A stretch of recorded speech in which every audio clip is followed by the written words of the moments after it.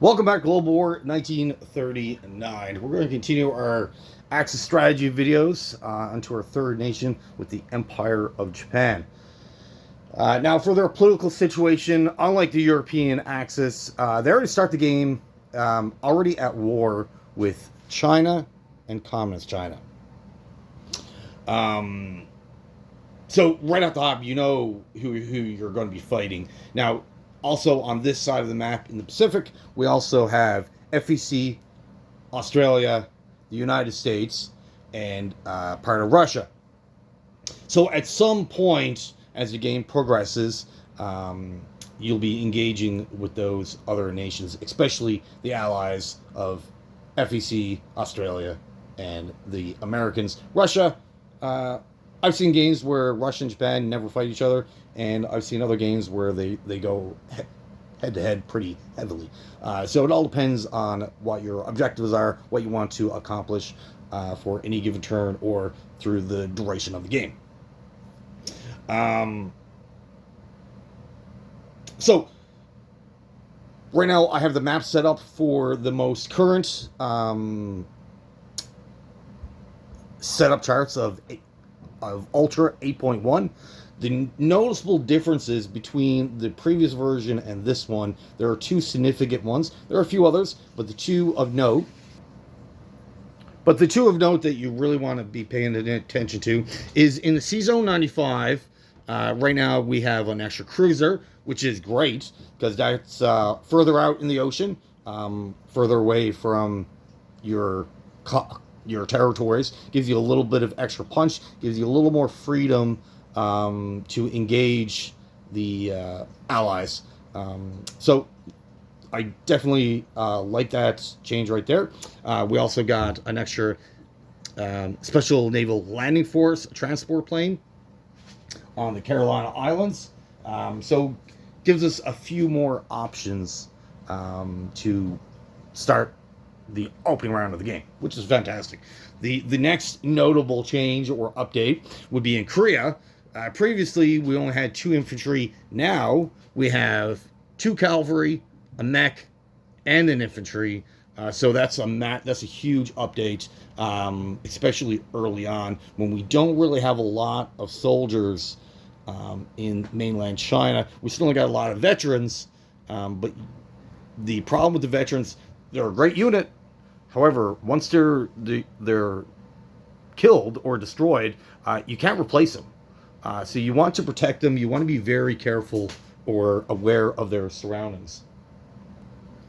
So you certainly want to keep your veterans protected under a nice wall of conscript infantry. Those should be taking your hits. So it's very important that you build up a huge infantry corps. And they're armored class vehicles. They have 3 of them. They are very expensive compared to the other Axis. And they do a lot of island hopping.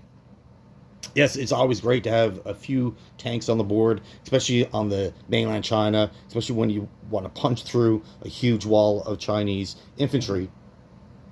But just because of the cost comparative to their attack and defense capabilities, for the most part, the Japanese are going to be purchasing not lower quality, but cheaper quality units to make up for that difference.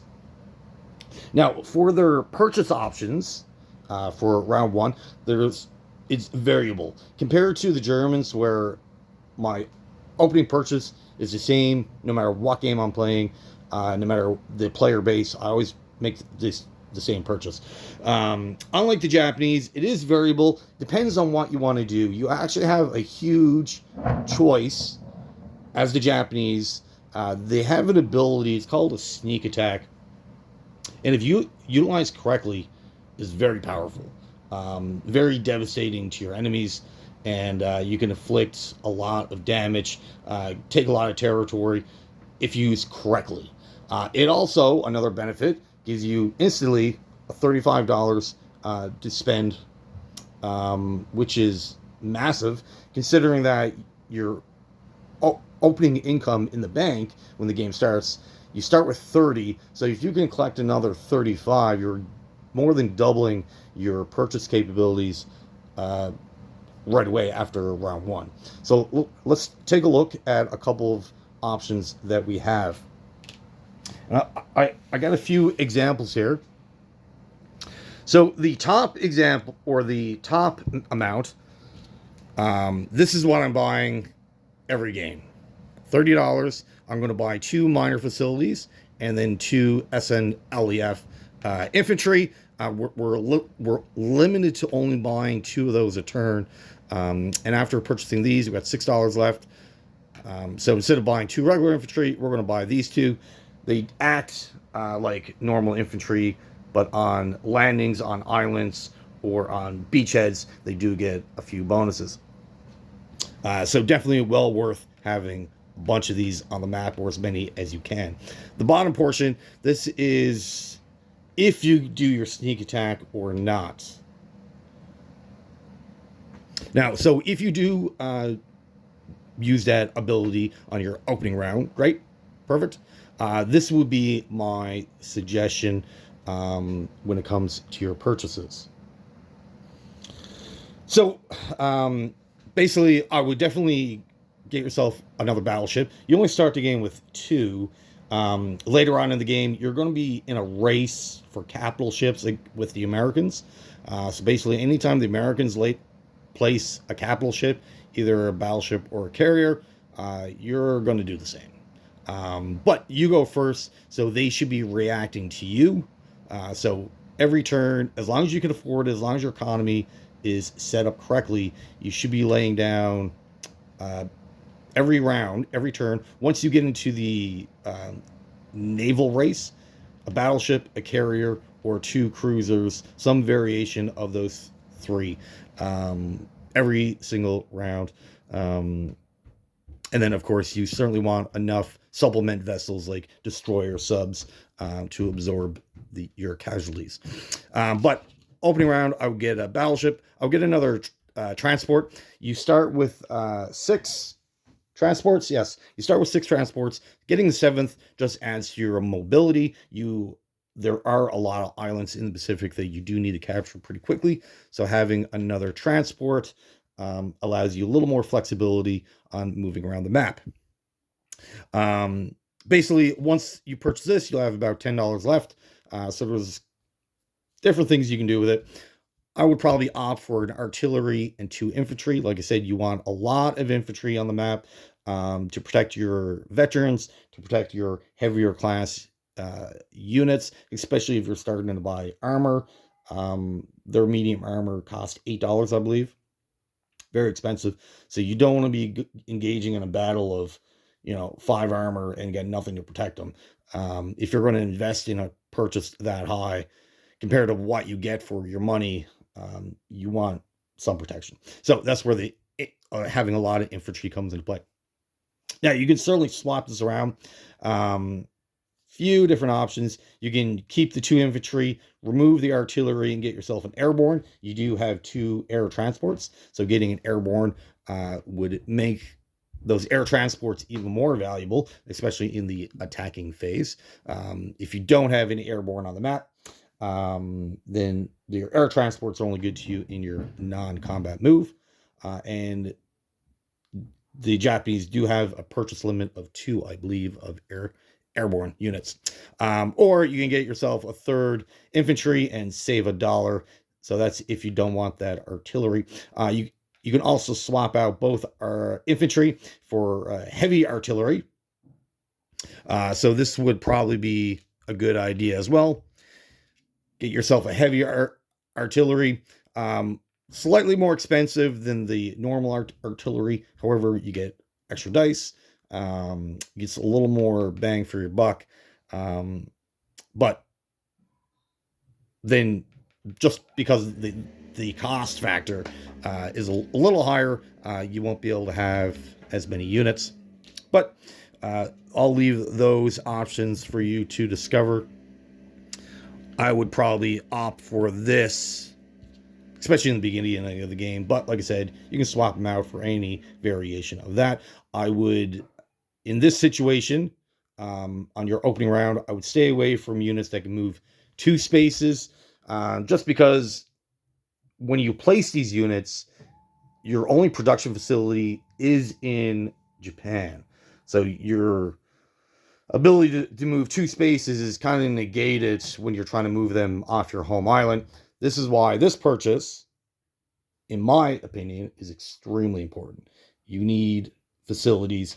The Japanese, unfortunately, their industrial level compared to the other nations is a little lackluster, a little behind. As in, yes, you do have two major factories, but they're on your home island, which is there are pros and cons to that for sure. The biggest pro is that your home nation, the territory that has your capital, is on an island, which is good because then it forces your enemy to make landings via transport. So then they need to facilitate having it transports with enough equipment to sail across the ocean. And realistically, the only nation that's going to be attacking your home territory would be the United States. I would be shocked if you're playing a game where ANZAC or FEC, the Commonwealth in general, are attacking your home territory. That would be a game where things went sideways against the Axis pretty quick. But either way, you still need complexes in mainland China. Now, you start with Victory City here. There is another territory here. It is worth 2. It doesn't start with anything on it, but it does have a naval base, and it has a production of 2. So those is where I would put it. Now, if I'm playing a game against a Japanese player, and I see they don't make that purchase, they don't make that placement, I know right off the hop, even before I start engaging on my turn, I probably know I'm going to win the game. It's just a matter of time, going through the motions. But in my opinion, that is a must. Japan needs production facilities on mainland China. You'll be able to get units there quicker onto the front line much faster. Then, especially with your ally, once you're able to upgrade their military base into a minor facility, then you'll be able to not produce 9 units on mainland China.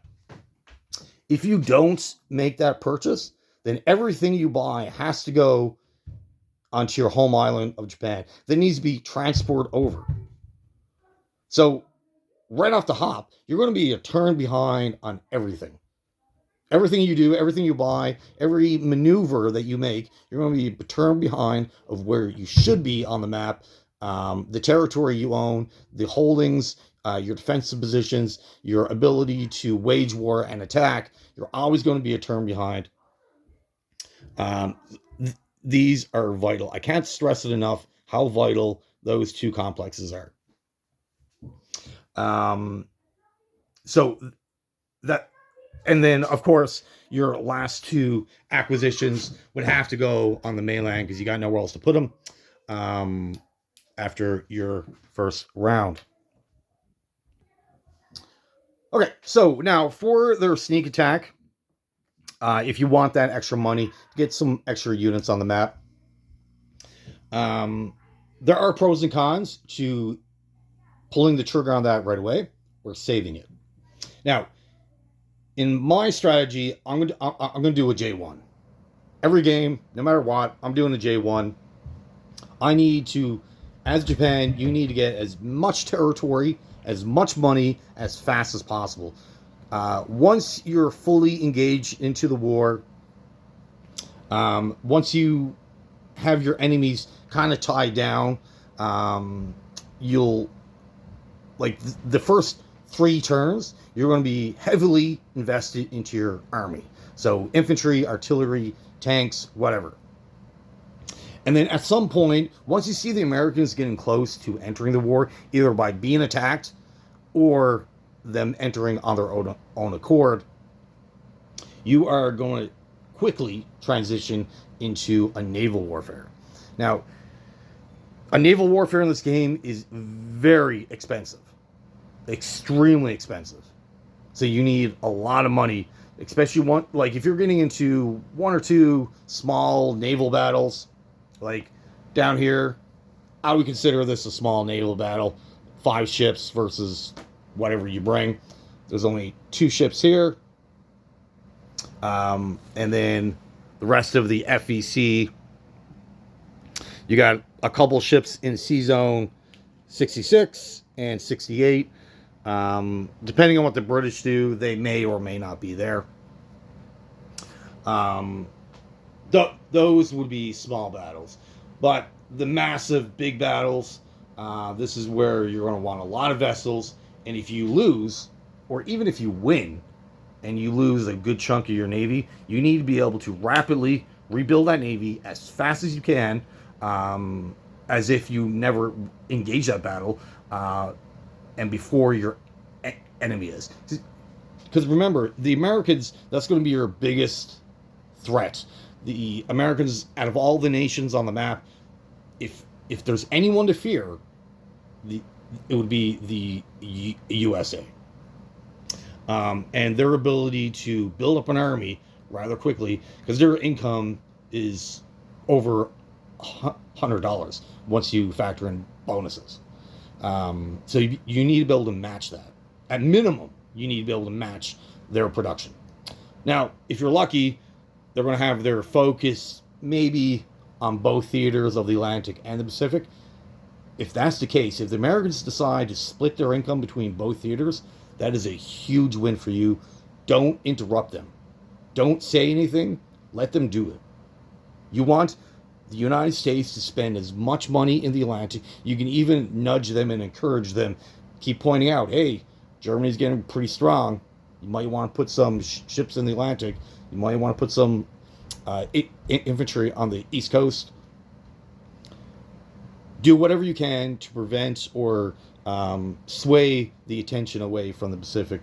The United States is the nation that's going to topple you, and their biggest threat is the Navy. So you need a massive Navy, and the Navy that you start with a fair amount of vessels. Like you got 2 carriers, 2 escort carriers, 2 battleships. You have a slew of smaller vessels. You got 7 submarines, bunch of destroyers, cruisers. So it is a well-balanced Navy, but you certainly need to add to it. At some point in the game, mid-game, turn 4 or 5, most of these vessels are probably going to be added together as one big Navy. That's great. Now, the problem with having one massive Navy, you can only be on one end of the map at a time. If something happens and you need to react, so if you're down in Sea Zone 86, Sea Zone 70, warding off the FEC, protecting your money islands, and then you won't be able to react of what's going on up in Sea Zone 120, 118, up by Wake and Hawaii Islands. So at some point, once I start thinking about I'm going to build a second Navy, I would essentially build whatever my first Navy has, but build all that onto a second Navy. Ideally, by mid-game, approaching endgame, once you're really fisting out with the Americans, my recommendation, your aircraft carriers, you want to be up to 8. You want 4 Armada battleships, at minimum 4. And you want about 6 to 8, possibly 10 battleships, and a slew of destroyers. The destroyers, they're pretty cheap for what you get. For the defense and attacking value, their cost effectiveness is pretty decent comparative to other vessels. The good thing about having a lot of battleships is that they can absorb hits. Yes, once they take a hit, they become slightly weaker than if they were at full strength, but that's fine. but that would be my recommendation. 8 carriers, 4 in each Navy, 4 Armados, two in each, and then anywhere between 4 to 5 regular battleships in each, and then a mix of a lot of destroyers and cruisers and subs. By having 2 massive navies, you can keep one down by the Money Islands that will protect your income to be able to produce more navy, produce more infantry, more army units, and to always replace your losses. I would keep one navy down there, and then I would keep another navy up around Sea Zone 112, 118. Once you're engaged with the Americans, you certainly want to take the Philippines, Guam, and Wake. Those would be, once I'm at war with the Americans, those would be the 3 islands that I'll be looking at first. That convoy box you certainly want to take out, weaken their economy. This whole area of the map, this whole zone here should be under your control, and you want to keep it and take it. So having a massive navy here, you can even build a naval base there, which is fine. You do start the game one down here, but having one up here enables to move around the map a lot easier. But this would be like a mid-game acquisition. And this would kind of give you a massive shield against the American fleet, and they won't even be able to make landings helping out the Chinese, and you'll be able to keep the Chinese at bay a lot easier. Another consideration that you want with the Japanese, early game, as early as you can, you want this territory in your control. You do not want this in FEC. For FEC, it's not really worth a lot. It's only worth 1, but it is the Burma Road. And if you can sever that, though what that does for the Chinese, it prevents the Americans from lend-leasing a light armor, prevents the Chinese from building artillery. So essentially, they can only build infantry. And they're less likely to attack you if they only have infantry.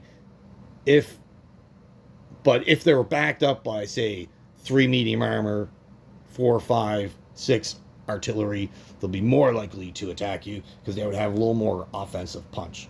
So you want to force the Chinese to go into a defensive stature as fast as you can, because it kind of hems them up. They won't be able to advance on you. You'll be able to hold on to your territory a lot easier. You're be able to defend it a lot better. Essentially, China would be boiled down to a huge infantry battle. However, you will have the edge because you have all the fighters. The Chinese, yes, have 1 fighter, but if you get into a lucky battle and take that out, that's pretty much their offensive capability. Take that out, and China would be forced to go into a defensive war, which is great for you because then you're dictating the play. You're deciding when the battle happens. You're deciding when you're going to war. And if you look at the map, you can see how the territories are divided out. It's my recommendation that when you're attacking China, like going full on China and trying to eliminate them, I would approach it in a wave sequence, meaning I'm not going to say you attack this territory. Well, that's a mistake because now it's bordered by 1, 2, 3, 4 other ones. They're just going to squeeze you. So I would attack whatever Chinese territories are bordering Japan. I would attack them all at the same time, provided you have enough infantry, enough artillery, enough cavalry, tanks, whatever. But make sure that you can attack it all, because more likely, realistically, the Chinese are going to try to preserve their territory as much as they can. So they're going to put up a wall of infantry, which is fine, but they're not going to put up multiple layers. They're not going to have, say, 20 infantry here, 20 here, 20 here, and then another stack of 10, 10, 10. You're probably not going to see that. Yes, you'll see 20 infantry here, or here. But then behind that, you'll probably see a stack of 3 to 5. And the Chinese, their way they build and place down units is pretty unique compared to other countries. So they can certainly drop down 5 infantry anywhere they want. So more likely, they're going to put it on the border, trying to protect as much territory as they can. So if you attack all 3, then there goes half their army, and they have nothing to re-engage you in. So you'd be able to hold it. But definitely taking the Burma Road, then it limits China's ability to have weapons that could go on the offense. Plus, it hurts their economy. It removes $5 NO bonus. So then they're just relying on their land territory, which added up equals to 12. So right now they can purchase 4 infantry without that bonus. But once you start taking these 3, now they're down to only purchasing 3 units. Take these another 3. Now they can only purchase 2 units, right? So that's the way I would approach China. Take it off in a wave. The way I would approach FEC, early to mid game, I would take this territory and just build as much as you can. Get whatever you can in here. You know, because this is pretty much the only way around. You are definitely going to eliminate their navy. You can even park some smaller vessels in here. So as soon as they purchase new vessels, say a transporter or whatever, that sea zone is going to be hostile right away. They'll have to fight whatever you have in there. So if you're able to sneak off 4 destroyers, and they put down 2 destroyers on a transport, well, you got that odds. So it now, of course, 3 destroyers are not going to end or break it. You can get around it, but it gives the Anzac more time to waste. They have to spend more money to remove whatever small navy that you have there before they can start building up transports. Which then, if you notice, they're going to try to remove your 3 or 4 destroyers, gives you time to react because you know what their next steps are going to be over the next couple turns.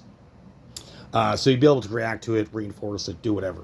But basically, what the whole point of that, I'm forcing the FEC to engage the Japanese by land, not by the ocean. So they have to come up through here. This is the only way in, unless they're marching around this way, which is fine. If they want to do that, let them. It'll take how many turns for infantry? Like 1, 2, 3, 4, 5. It's a 5-turn journey before they're able to re-engage. They are way out of position. So if they want to do that, go for it. Let them. It's just less stuff you have to deal with on the front lines. So build up here. This kind of stifles FEC. Another way to handle FEC would be to win the war in the Indian Ocean. And if you can see how many convoy boxes are here, that's $6 in the Indian Ocean. They have another convoy box way over here. Now, you're probably not going to get to that one right away, but win the battle in the Indian Ocean. It's not a huge theater. Once you have it under your control, it shouldn't be contested that much. But the UK Commonwealth can certainly throw off that plan pretty quickly, depending on their moves. But if that's something that, if you see an opening to win the war in the Indian Ocean, take those 3 convoy boxes, do it. It's $6 for a massive economy like the US or Germany. $6 is not a huge loss, but for the FEC, it is everything. It's 2 extra infantry that they can't put on the map. So certainly something to think about. I want to make that my go-to priority. That's not going to win you the game, but you want to slow the FEC down economically as much as you can. So anything you can do to stifle money away from them. They're not going to be putting as much units on the map. And not only that, they're not going to be putting quality units. So if you can force AFC to only build infantry, then the likelihood of them attacking is going to be lower, because infantry are far better on defense than on attacking. All right, now if I was to use the special ability of this sneak attack, collect that extra money, your first priority, your first target is going to be this territory here, Singapore. Why? It has a fortification, it has 3 infantry. If by using your sneak attack, it negates the ability of this fortification as if it wasn't even there. Then you just got to deal with the 3 infantry. If you don't use it, then that's something you'll have to deal with. It'll be another challenge for you. Another place to use the sneak attack, unfortunately, you can't use it against the Chinese because you're already at war with them. You can only use it against nations that you're not at war with. But this would be the biggest priority. Another place you can use it would be Hong Kong. Kind of a waste because there's only 1 infantry there. I do like the idea of taking both of these navies out in the sneak attack. That could be a good possibility. There are options, not a ton, but a few. So, okay, so now your opening attacks the territories that you want to capture on your opening move. Well, like I said, we're going to do J1. So we're going to attack as much UK as we can. We're going to go after all these victory cities. We're going to take both these victory cities. Why do it now compared to later? It's easier to do it now. Hong Kong only has 1 infantry. Singapore has the fort. Use your sneak attack. The fort's not even there. Don't use it. All that means you just have to bring a little extra to make sure you can secure it. Mind you, you have a massive air force. So you should build this battle. Most of my games that I don't use the sneak attack, this goes 1 round of combat. You have short bombardments, you have fighters. Essentially, you're going to bring enough infantry to absorb whatever hits they can get. At the most, on the first round of combat, they can get 5 hits. What's the chance of them getting 5 hits? I don't know. But make sure this battle here is not going in 4 or 5 rounds of combat. This is going to be over in 1. All right. Same thing with Hong Kong. That battle, there's only 1 infantry there. That is certainly going 1 round of combat. Unless you're rolling 12s, that should be no issue for you. Now, this Chinese territory up here, it changes slightly. Sometimes I attack it, sometimes I don't. Basically, depending on what these 2 French territories do. Once France falls to Germany, the French roll for all their territories. And it's on a die roll, so I don't really like I don't really like setting up strategies based off a die roll, because then you need to have 2 scenarios. 1 for if it goes your way and 1 if it doesn't. So if both of these go pro-axis, fantastic, then I'll only got to activate them, and there's no combat. You just go ahead, activate them, you're good to go. Then I'm definitely attacking this Chinese territory. It has 4 infantry. It's worth $1, and it's on the coastline. So basically, all these coastal territories I want. They need to be under my control. I'm a heavily Navy power, so I want all the access to the ocean. I want to deny that from my enemies. Even though China doesn't have any Navy, but I still want it. It's still on the coastline. And if you see other people's videos, you know how important. What if the Americans come over here with a massive fleet and then land on all their planes here? Right? What if they take hits on all their aircraft carriers to keep their battleships from destroying your ships even further, and they have somewhere to land? If this is under your control, they have nowhere to land. So Like, I want all those territories. But either way, if these go pro-Axis, I'm attacking this 100%. If they both go pro-allied, then I'm going to ignore this, and I'm going to redistribute the resources I would use for this to clean these up. This would trump this, as it's a 3 and a 1, $4 comparative to a $1. And then we can worry about attacking the Chinese after the fact. And then certainly on your non-combat move, you're definitely going to be activating your ally. And this Borneo, it's undefended. It's just a walk-on. You can take a transport from your home island, sail down to Sea Zone 86. You're certainly going to bring a couple of vessels to protect it. It is, once that transport is here, it is a target for this from the Sea Zone and these ships here. So you want to be able to limit that threat, be able to protect that transport.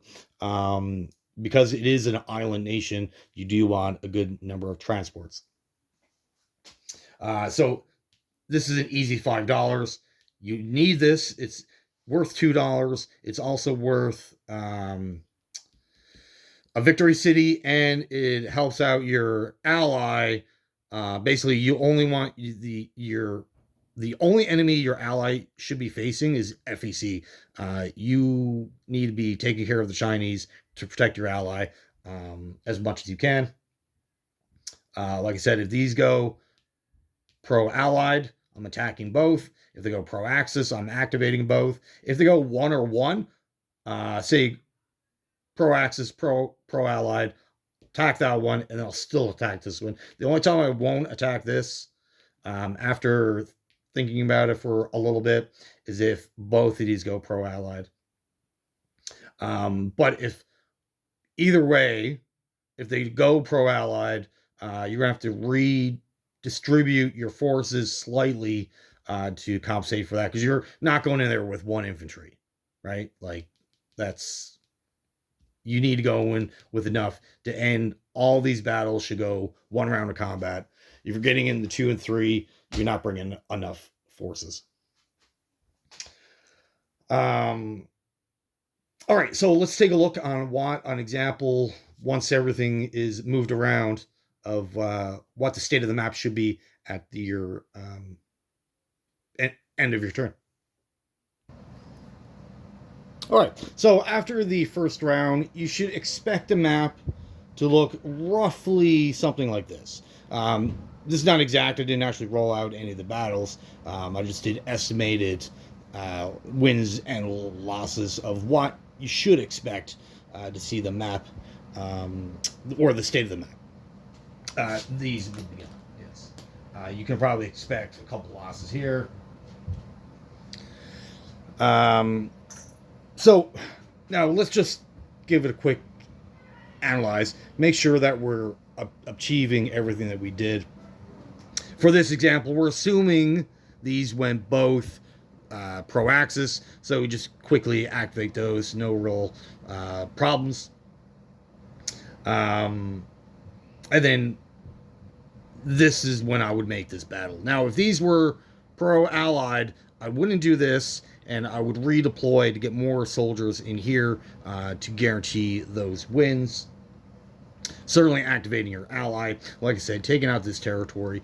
It's a free $5. There's nothing there. Just complete walk-on. And then I would take out the Navy, or the Dutch Navy, in 88. The Australian Navy, I would leave that. If I'm not doing the sneak attack, I would leave that alone. If I am, then probably something to think about. Come take this out, and then move the Japanese Navy off the coast of Queensland. Something of that sort. And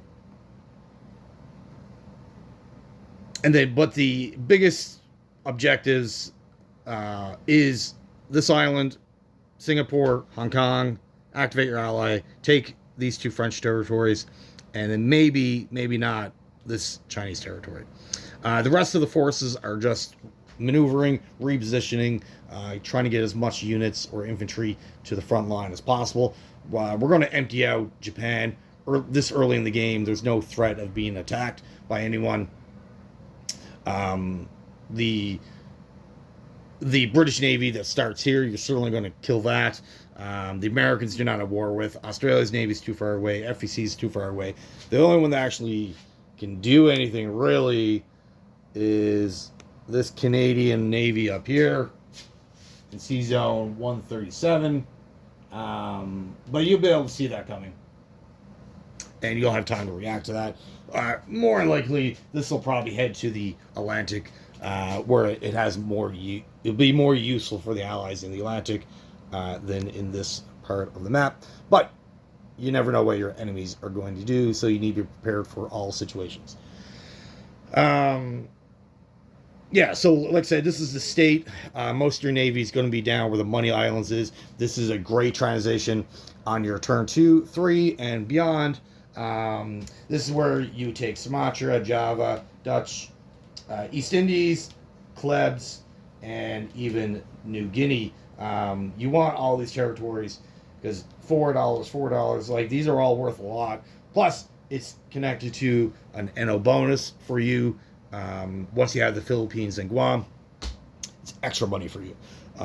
Same thing with Singapore, that's worth extra money for you. So you want that right off the hop, and it's kind of protected behind your ally. So the only way to access without going through here would be through the sea, but you're certainly going to be in control of that. You're not going to have, if done correctly and you play smartly, you shouldn't have any issues with your Navy. Of course, all battles come down to a die roll. You can have extremely good luck, extremely bad luck, and that's all game to game. But if you work on averages, you should be pretty good as long as your Navy is sizable. Like I said, you want two big navies, one down by Money Islands to protect that. Because if you have a massive Navy to protect these islands, you don't even need the infantry there to defend it. You can offload all these islands, have them empty, and have them up here where they're more needed. And then, of course, you're going to have another one, like I mentioned earlier, in roughly Sea Zone 112 to keep the Americans at bay. Now, if we save the sneak attack, and we don't use it on round 1, there are advantages and disadvantages to both. If we save it now, it has to be used, I believe, by turn 5. If you don't use it by then, you can't use it. You don't get the $35 bonus. You don't get the bonuses. Now, what I see some people try to do is use their sneak attack against the American Navy up here in Sea Zone 120, up in the Hawaiian Islands. However, it is pretty far away. The Americans, they're going to make a mental note of if you use that special ability or not. And if you don't use it right away, they're going to keep a mental note of that. And once they start seeing your Navy marshaling up around this end of the map, they're going to know it's coming, and they're just going to pull back to Sea Zone 133. So you're probably not going to be able to use that sneak attack against the American Navy, which would devastate it, by the way. It is a huge disadvantage. So then the only other real place to use it would be in the Philippines. Now, under the previous rule set, the Philippines, realistically, by turn for whatever, this is all you would have. You just have 2 Marines to deal with, possibly if the Australians end up getting a guy there, it's like sneak up a guy. But for the most part, just 2 Marines, bring in a carrier, 2 fighters, 4 infantry, you're good to go. Now, under the new rule set, they have a military base, meaning every round, you can't expect the Americans to put an infantry here every single turn. So if you wait, and you wait too long, you're going to have a stack of infantry, meaning for you, you're going to need a lot more firepower to get in there. You're going to want to think about shore bombardments, multiple planes, a bunch of infantry, depending on what they're doing. But yeah, like if I was the American player, I got a military base there. I'm putting an infantry there every round.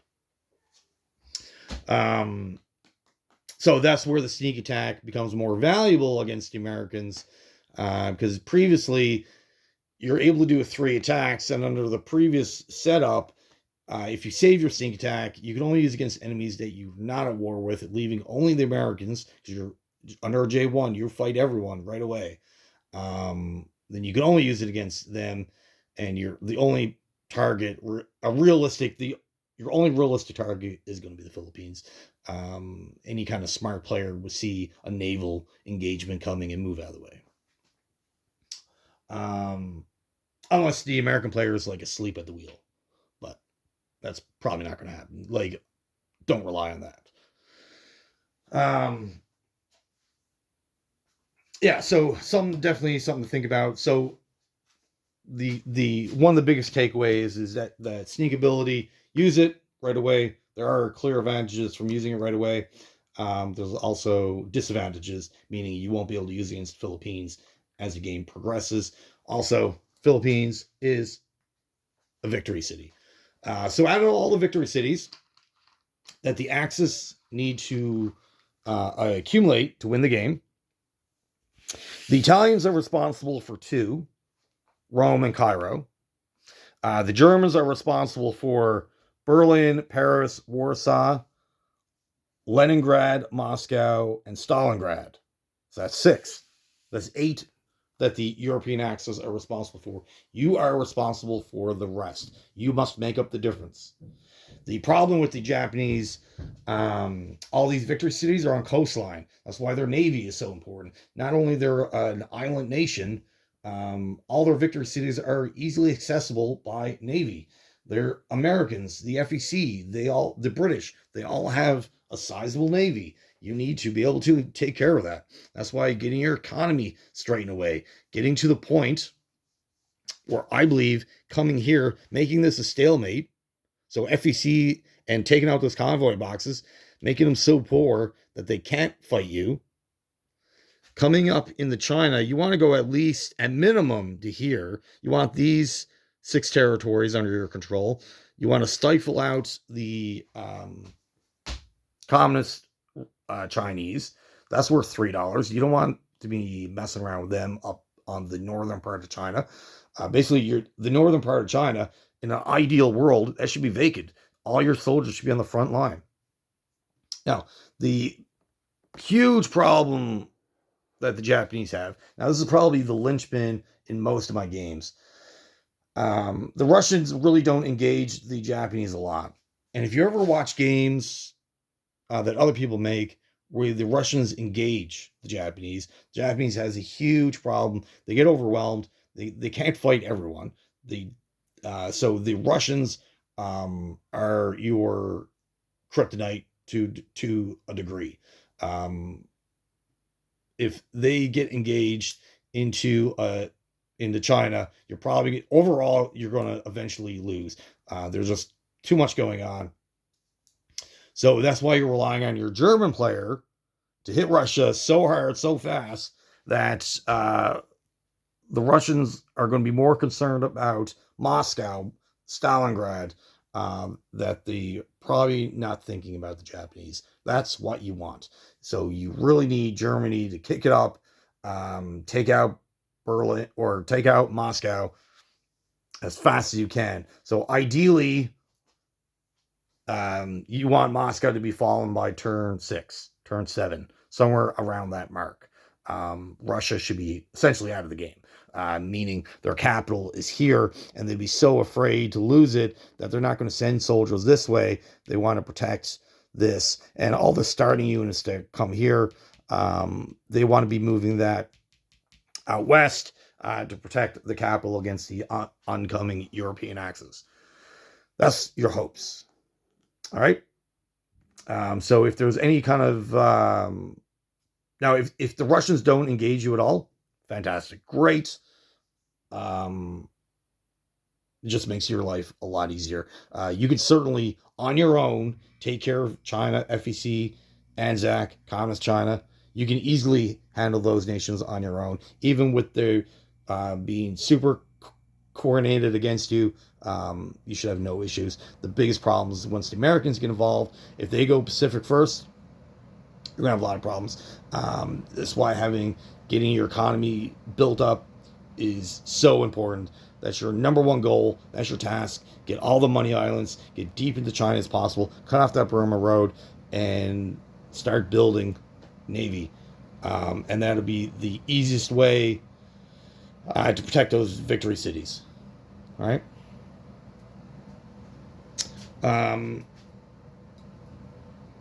All right. So from this point, mid to late game,